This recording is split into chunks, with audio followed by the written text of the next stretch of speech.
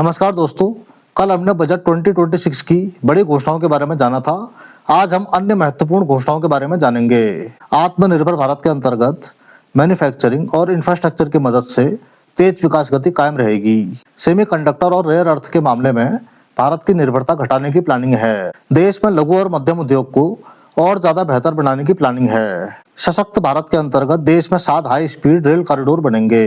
इससे बेहतर सुविधा के साथ और कम समय में सफर बेहद आसान हो जाएगा। आतिथ्य खर्च के लिए 1102 करोड़ रुपए का आवंटन किया गया। शहरी विकास रणनीति में युगांतरकारी परिवर्तन की योजना। अन्नदाता भाग्य विधाता के अंतर्गत उत्पादकता और उद्यमिता से किसानों की आय बढ़ेगी। किसानों को विभिन्न गतिविधियों से जोड़ने पर फोकस। पशुधन से गांवों में समृद्धि आएगी। 20,000 से अधिक पशु चिकित्सकों की उपलब्धता बढ़ाने का लक्ष्य है। सशक्त समाज के अंतर्गत हर जिले में ट्रॉमा सेंटर बनेगा। भारत को ग्लोबल मेडिकल हब बनाने पर फोकस किया गया है। पर्यटन विकसित भारत के लिए आर्थिक प्रगति का आधार बनेगा।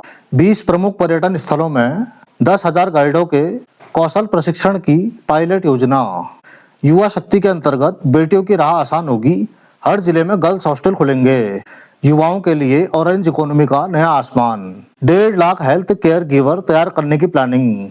युवा शक्ति के अंतर्गत ये भी कहा गया कि भारत ओलंपिक और कॉमनवेल्थ का मैदान मानने को भी तैयार है। रिफॉर्म एक्सप्रेस के अंतर्गत 5 वर्षों में कर्ज के बोझ में भारी कमी की कोशिश होगी। राजकोषीय घाटे को 4.3% करने का लक्ष्य। TCS यानी कि टैक्स कलेक्शन एट सोर्स से राहत। आयकर में कोई बदलाव नहीं किया गया है। बैंकों का स्वरूप विकसित भारत की महत्वाकांक्षा के अनुरूप बदला जाएगा।